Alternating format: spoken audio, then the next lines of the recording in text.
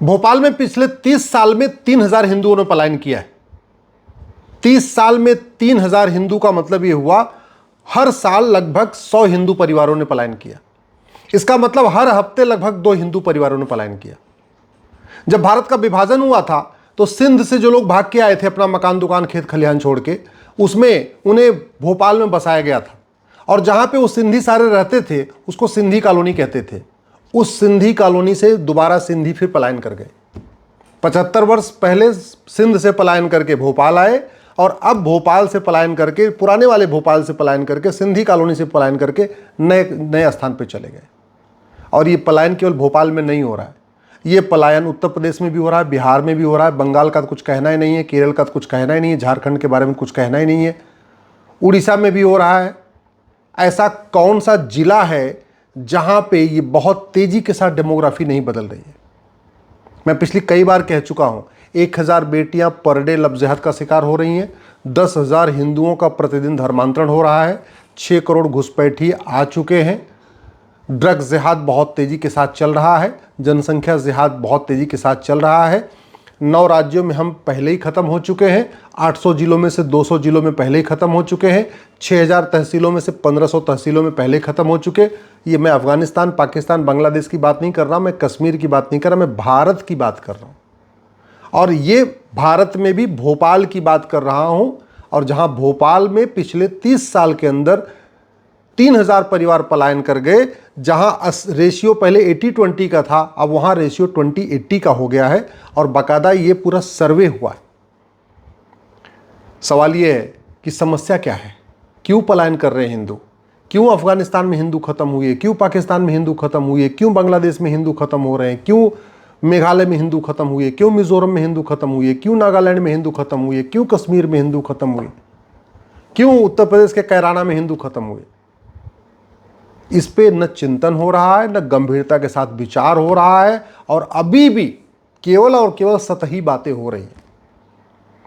अगर ये जो पलायन चल रहा है इसको नहीं रोका तो 25 साल के बाद स्थितियां बहुत भयानक होंगी।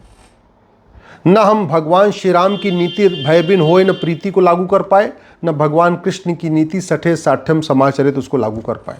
आज तक हमने हेट स्पीच डिफाइन ही नहीं किया कि हेट स्पीच होता क्या है।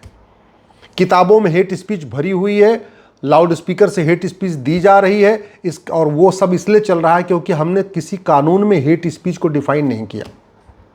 75 साल बीत चुके हैं, एक छोटा सा हम नहीं काम कर पाए। हमने आज तक माइनॉरिटी को नहीं डिफाइन किया कि माइनॉरिटी कौन होगा, माइनॉरिटी की पहचान राष्ट्रीय स्तर पे होगी कि राज्य स्तर पे होगी कि जिले स्तर पे होगी। आज तक हम एक फॉर्मूला नहीं बना पाए कि कितने % वाला माइनॉरिटी होगा। 1% वाला माइनॉरिटी होगा, 0.5% वाला माइनॉरिटी होगा। आज तक हम ये भी नहीं कर पाए कि अगर राष्ट्रीय स्तर पर माइनॉरिटी देखेंगे तो 1% से कम वाले को माइनॉरिटी मानेंगे या 1 करोड़ से कम वाले को माइनॉरिटी मानेंगे। 2 करोड़ 3 करोड़ की जनसंख्या तो माइनॉरिटी नहीं हो सकती ना। ऑस्ट्रेलिया की जनसंख्या 2.5 करोड़ है। दुनिया के करीब 150 ऐसे देश हैं जिनकी जनसंख्या 1 करोड़ से कम है।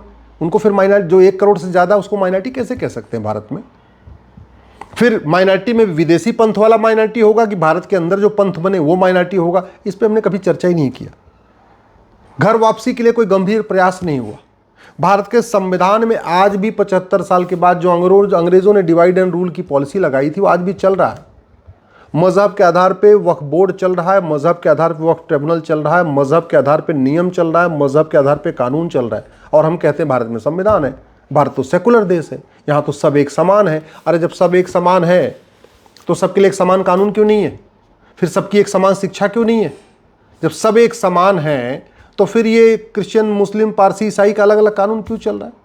सब एक समान है तो फिर ये माइनॉरिटी अफेयर मिनिस्ट्री क्यों चल रही है जो मजहब के आधार पर बनी हुई है? फिर माइनॉरिटी कमीशन क्यों चल रहा है? जब सब एक समान है तो फिर मजहब के आधार पे लोन क्यों दिया जा रहा है? मजहब के आधार पे वजीफा क्यों दिया जा रहा है? मजहब के आधार पे बोर्ड क्यों बने हैं? मजहब के आधार पे ट्रिब्यूनल क्यों बने? शायद हम अभी भी केवल और केवल सतही बातें कर रहे हैं। हम न भूतकाल से सीख रहे हैं, न पास्ट में क्यों हुआ उसे सीख नहीं रहे। जिस पाक नापाक की सोच ने गंधार, जहां 100% हिंदू थे, उसको अफगानिस्तान बना दिया और आज की डेट में हिंदू 0 हो गए। जिस पाक नापाक की सोच ने 1947 में देश का विभाजन करवा दिया और कैके को पाकिस्तान बना दिया, जो राजा भरत का ननिहाल था, जहां हिंदू हुआ करते थे सारे, जिस पाक नापाक की सोच ने ईस्ट बंगाल को बांग्लादेश बनवा दिया, जिस पाक नापाक की सोच ने हमारे एक वेस्ट पंजाब को पाकिस्तान बनवा दिया, जिस पाक नापाक की सोच ने कश्मीर में हिंदुओं को खत्म करवा दिया, वो पाक नापाक की सोच खत्म हुई क्या? वो हराम हलाल की सोच खत्म हुई क्या? जयचंद पहले एक था, अब तो हर जिले में जयचंद है। जब जयचंदों की संख्या बढ़ रही, इसका मतलब खतरा तो बढ़ रहा है। पहले तो एक बाबर था, अब तो हर जिले में बाबर पैदा हो रहा है, और बाबर की संख्या बढ़ने का मतलब खतरा तो बढ़ रहा है। पहले तो एक औरंगजेब था, अभी तो बहुत सारे औरंगजेब पैदा होते चले जा रहे हैं। इसका मतलब खतरा घट नहीं रहा, खतरा बढ़ रहा है। 500 साल के शासन में मुगलों ने 1000 मदरसा खोला था। आज की डेट में संविधान लागू होने के बाद 3 लाख मदरसे खुल गए, और जिस आर्टिकल 30 के नाम पे मदरसा चल रहा है, वो आर्टिकल 30 मदरसा खोलने की इजाजत ही नहीं देता।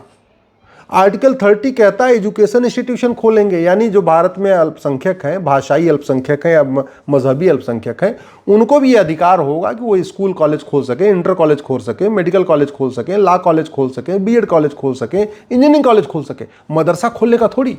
आर्टिकल 27 तो कहता है कि रिलीजियस मजहबी टीचिंग पे 1 रुपये नहीं खर्च होगा। आर्टिकल 28 कहता है किसी भी एजुकेशन इंस्टीट्यूशन में कोई मजहबी टीचिंग नहीं दी जाएगी।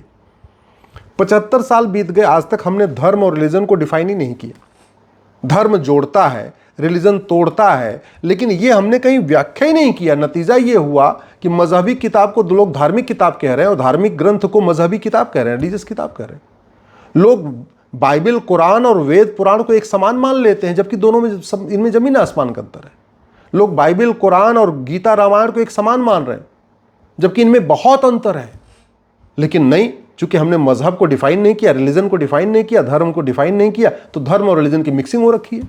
सुप्रीम कोर्ट के जज भी धर्म को रिलीजन मान के बैठे हुए, और जो हमारे सांसद विधायक हैं वो भी धर्म को रिलीजन मान के बैठे हुए। समाधान क्या है? ये अगर हमने तत्काल नियम कानूनों को नहीं बदला, अगर हमने गुलामी के नामों को नहीं हटाया, विदेशी भाषा में जो भारत में नाम चल रहे हैं इनको नहीं खत्म किया, तो गुलामी की सोच खत्म नहीं होगी।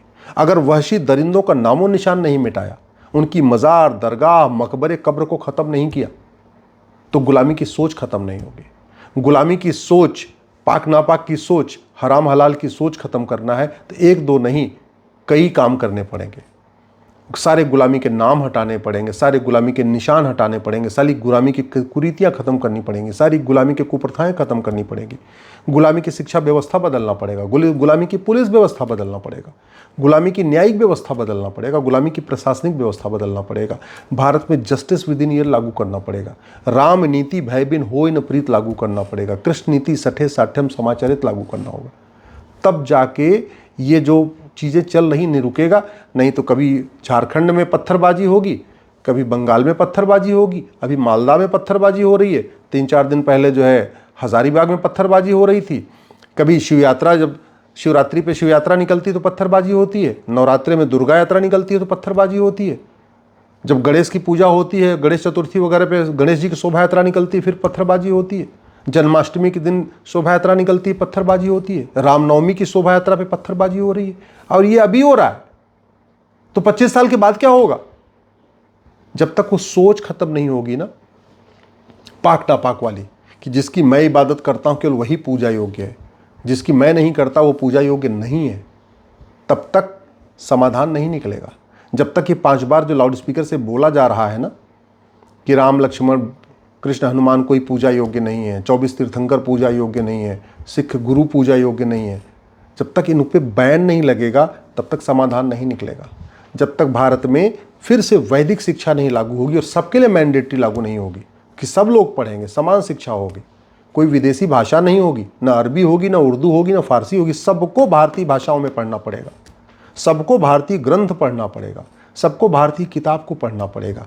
और सबसे इम्पॉर्टेंट, जब तक घर वापसी के लिए सरकार विशेष अभियान नहीं शुरू करेगी, लफ्ज़ जिहाद रोकने के लिए कानून बनाना पड़ेगा, ड्रग्स जिहाद रोकने के लिए कानून बनाना पड़ेगा, घुसपैठ जिहाद रोकने के लिए कानून बनाना पड़ेगा, अश्लीलता रोकने के लिए कानून बनाना पड़ेगा, धर्मांतरण रोकने के लिए कानून बनाना पड़ेगा, लेकिन कानून बना के घर वापसी को प्रमोट करना पड़ेगा। बीमारी जैसे आती वैसे ही जाती है, जिधर से बीमारी आती उधर से ही बीमारी जाती है। भारत में धर्मांतरण तलवार के दम पे कराया था, शासकों ने कराया था, तो घर वापसी भी सरकार को भी कराना पड़ेगा, शासकों को ही कराना पड़ेगा। भारत में जो धर्मांतरण हुआ था जजिया न देने के कारण हुआ था, पैसा नहीं दे पा रहे थे, तो घर वापसी कराने के लिए भी कुछ स्कीम लाना पड़ेगा कि भाई जो आदमी घर वापसी करेगा उसको मकान मिलेगा, उसको नौकरी मिलेगी, उसको रिजर्वेशन मिलेगा, ऐसी स्कीम लाना पड़ेगा। और घर वापसी इसलिए ज़रूरी है क्योंकि घर वापसी से संविधान मजबूत होगा, लोकतंत्र मजबूत होगा, देश की एकता अखंडता मजबूत होगी, बहुत सारी कुरीतियाँ अपने आप खत्म हो जाएंगी घर वापसी के बाद, बहुत सारी कुप्रथाएँ खत्म हो जाएंगी, घर वापसी से पत्थरबाजी बंद होगी, घर वापसी से भाईचारा बढ़ेगा। तो इसलिए घर वापसी कराना ये केवल समाज का कार्य नहीं, इस सरकार का कार्य है। सरकार को भी इसके लिए विशेष अभियान शुरू करना पड़ेगा, विशेष स्कीम्स लॉन्च करना पड़ेगा, मकान देना पड़ेगा, नौकरी देनी पड़ेगी, कुछ पैसा देना पड़ेगा, लेकिन घर वापसी के लिए एक विशेष अभियान लॉन्च करना ही पड़ेगा।